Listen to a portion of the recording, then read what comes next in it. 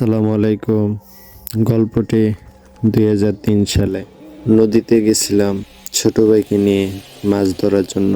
ছোট ভাই বলতে পাশাপাশি ছোট ভাই, তার আমার সাথে রাখি। দিনের বেলা জাল ফালাই থুয়েছি। রাত 1:30 বা 1:30 বাজে জাল আনতে গেলাম। তখন নৌকার কাছে যায়া নৌকা তুলবো, ওই সময় আমার ছোট ভাই পা পিছলে কেদের মধ্যে পড়ে গেছে।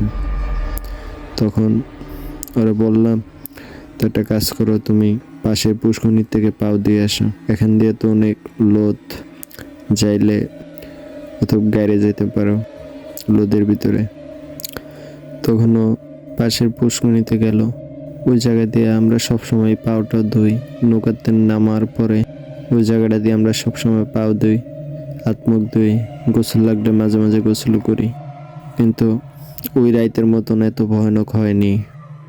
আমরা ওই জায়গায় যখন গোসল মোসল করি, অনেক নীরব থাকে জায়গাটা, আশেপাশে কোনো বাড়ি নাই, ঘর নাই, সবসময় ওই জায়গাটা দিয়ে ব্যবহার করি। কিন্তু ছোট ভাই যখন ওই জায়গাটা গেল, তখনও পাকা গাটলা, ডেনলা গাটলা, দোনো পাশে ডেনলা আছে বসার, ও গাটলা টুকে পায় না। তখন আমি আশ্চর্য হয়ে গেলাম, ঘটনা কি হয়, আজকে কেন গাটলা টুকে পায় না। পরে আমি সহ গেলাম, যে দেখি না গাটলা আছে। পরে আমি দাঁড়াইলাম, দাঁড়ানোর পরে হাত মুখ ধুইল, পা ধুইল। তারপর আমরা আসলাম, আইসা নৌকা উঠলাম। ওইটা ওরা বললাম যে ইঞ্জিন স্টার দেয়। তখন ইঞ্জিন স্টার দিতে গেল, অনেক চেষ্টার পরও ইঞ্জিন স্টার হয় না। তখন আমি বারবার বললাম, গায়ে একটু শক্তি খেটাও, কারণ আমাদের এই জায়গায় হাত দিয়ে স্টার দিতে হয়, সেলফের কোনো কাজ নেই। তখন ওরা বললাম একটু শক্তি খেটাই দাও। পরে যখন শক্তি খেটায় স্টার দিল, তাও স্টার লয় না। পরে যখন আমি গেলাম, নৌকার নিচে গেলাম, নৌকা স্টার দিব, তখন ও বলতেছে উপরের থেকে, ভাইয়া ভাইয়া, আমি দেখতেছি আমাদের পুষ্করণী গাটলাটা নদীর সাথে জয়েন করা, এখানে কিভাবে আসলো?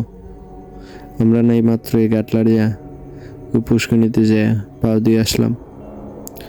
তখন আমি অবাক হয়ে বললাম, তুমি কি মস্কারি করো? ভাইয়া আপনি সত্যি ওঠেন, উপরে ওঠেন, চালু করে আসেন, এসে দেখেন। তখন আমি উপরে আসলাম, এসে দেখি না, ও আমার ওই ডাকতে ডাকতে গাটলাটা উদা হয়ে গেছে। তখন আমি নিচের থেকে আবার নামলাম, আমি ইঞ্জিন স্টার দিলাম, নদীতে গেলাম, যে জাল উঠে বাড়ির দিকে চলে আসলাম। আসার পরে